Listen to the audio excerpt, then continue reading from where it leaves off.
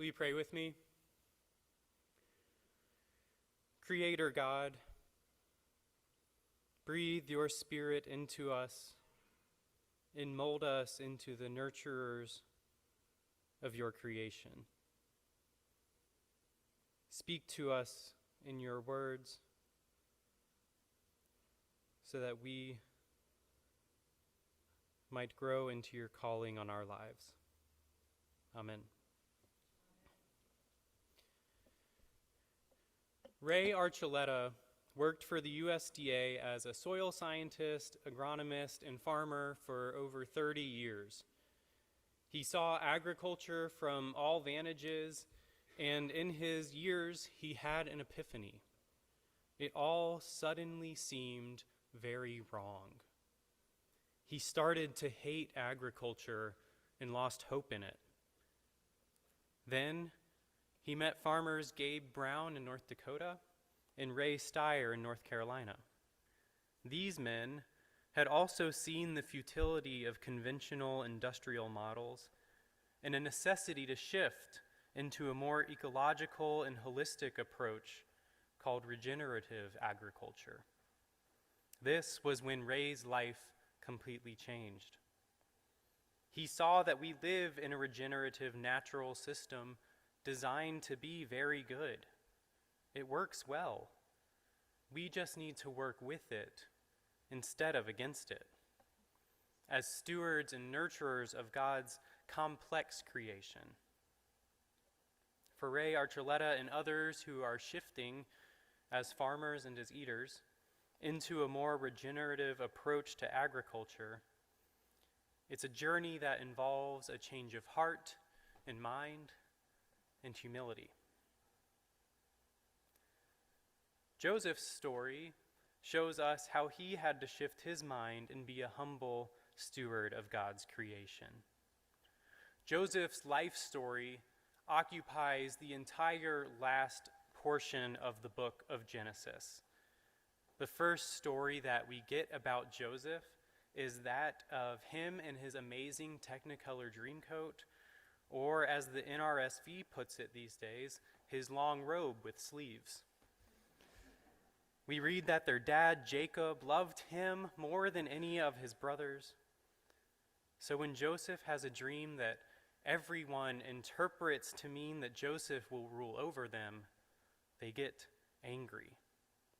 They end up throwing him in a pit. They take his robe and they sell him to some traders on their way to Egypt. There he's sold to one of Pharaoh's guards and he gets put in prison. Then while imprisoned, he interprets the dreams of a baker and of a cupbearer that both come to pass as he said they would. 2 years later, the cupbearer remembers Joseph when Pharaoh is looking for someone to interpret these two dreams that he has had, and that's where today's passage picks up. This portion of Joseph's story isn't usually the first one that jumps out in my memory. It's not one that we even get in the lectionary cycle. But this story shows us the transition in Joseph's life and helps us to understand Joseph's character better. At the beginning of our passage, Joseph is in the dungeon. He's looking ragged enough that he's made to shave and change clothes before he goes in to see Pharaoh. Then, the very first thing that Joseph does when he's with Pharaoh is contradict him. Pharaoh explains why he's brought Joseph there, so he can interpret those two dreams. And Joseph's response is, "It is not I." I think it's a pretty bold move to tell the most powerful man, the one who imprisoned you, that he has his ideas wrong. Joseph explains that it is not him, but God who will answer Pharaoh's questions. Pharaoh shares his dreams about cows and corn.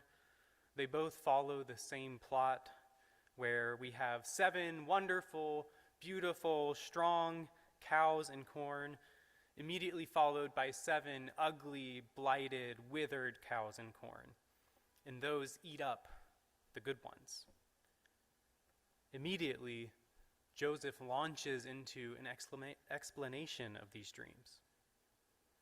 The strong cows and corn represent 7 years of great plenty, and those will be followed immediately by 7 years of severe famine. And because there were 2 dreams, he informs Pharaoh that this will surely come to pass.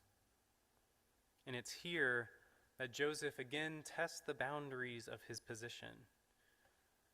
The interpretation is finished. There are no more parts of the dreams that need explaining.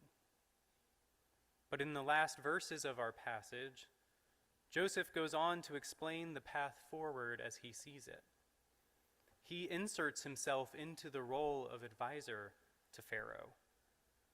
He tells Pharaoh to appoint someone over Egypt who will oversee the stockpiling of 1/5 of the produce from the 7 years of great plenty. He suggests that they save grain and food in the cities under Pharaoh's watch as a reserve for the people. And then when the 7 years of famine arrive, they'll have resources to survive, as he says, so that the land may not perish through the famine.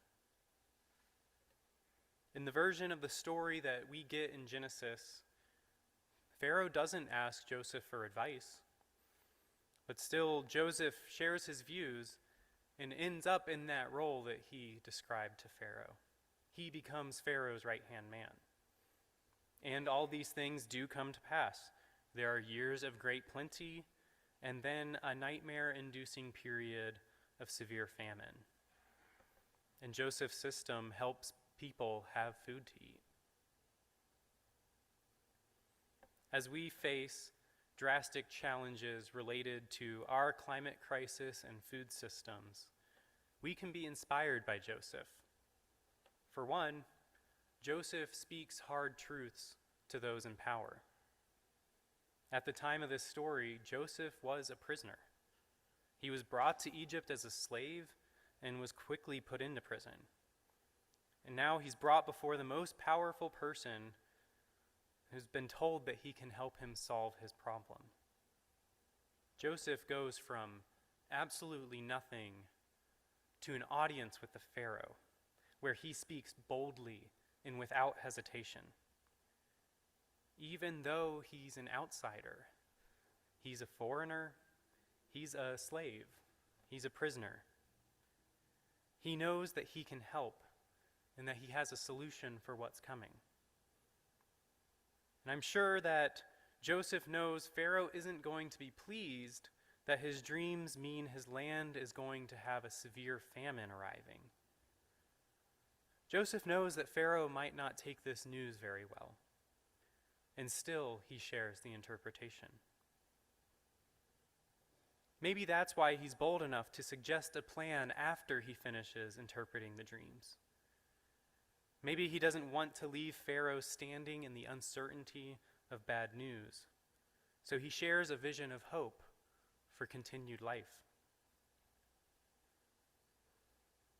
We can also be inspired by Joseph in seeing how he prepares for hard times by looking out for the common good. Now that he's found this audience with Pharaoh, he doesn't offer a plan that will just keep Pharaoh's family safe at the expense of others. He offers a plan so that the land may not perish through the famine. A plan for everyone. A plan that holds the value of everyone's life as equally worthy. The way we care for the land matters. How we grow and distribute food affects us all. Last year in the U.S., we had about 100 billion pounds of food waste, and yet we still let over 30 million people experience hunger. Our systems aren't looking out for each other. Our food systems aren't preventing this land from perishing. We keep growing the same crops in the same soil, depleting it of nutrients and forcing ourselves to use fertilizers and other chemicals to yield a profitable crop. We keep turning over the soil and releasing greenhouse gases into the atmosphere. In the US, agriculture was responsible for 11% of greenhouse gas emissions in 2020, which was almost double the 6% it contributed in 1990. Our communal memory is sometimes poor, but I'm guessing you'll all recall that we've had our own share of nightmare-worthy weather in just the last couple of years. Last year, California was in a deep, deep drought.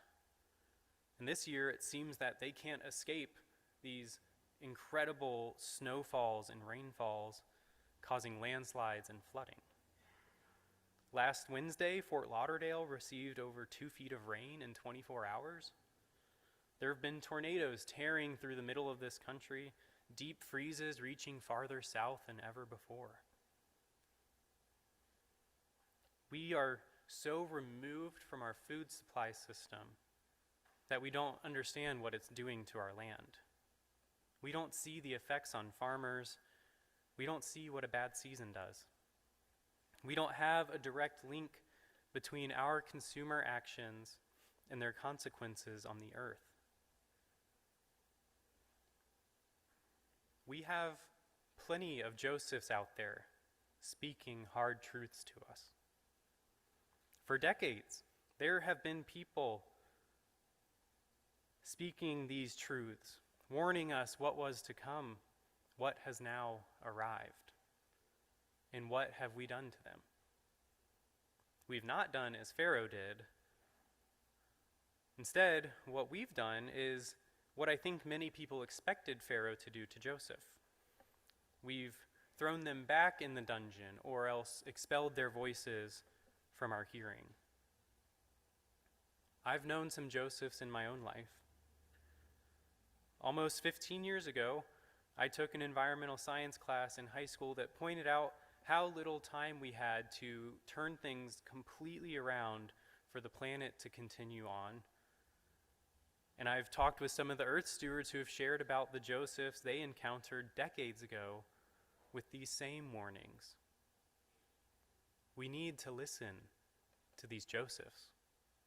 We need to take their words to heart and let them move us to act.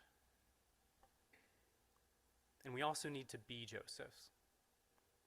We need to be ready to speak hard truths to those in power about what needs to happen.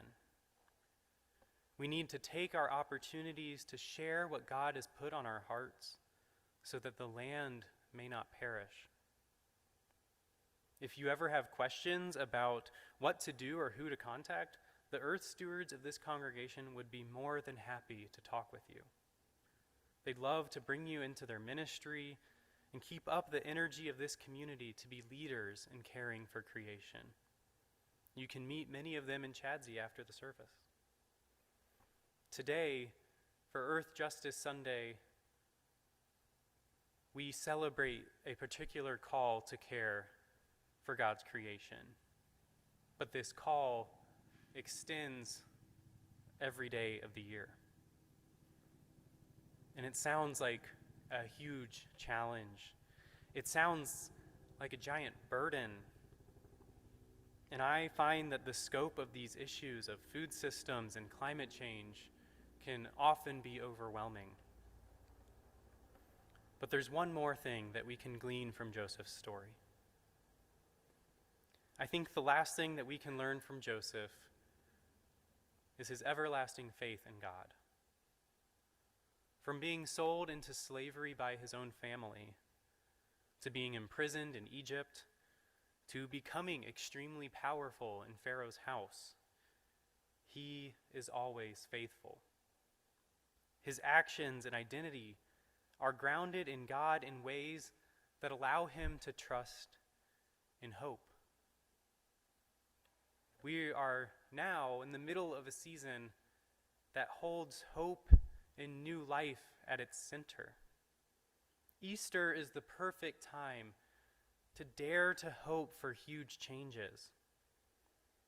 This is our chance. Maybe we take the Lenten practice of giving something up, but we do it in Easter. Let's try to give up on despair and gloom, and instead try to nurture hope and life. I know that it's difficult. I'm walking this path towards renewal and regenerative practices with you. I need to hear this sermon just as much as anyone here. So together, let's listen to the Josephs we encounter, and above all, let's hope together. Amen.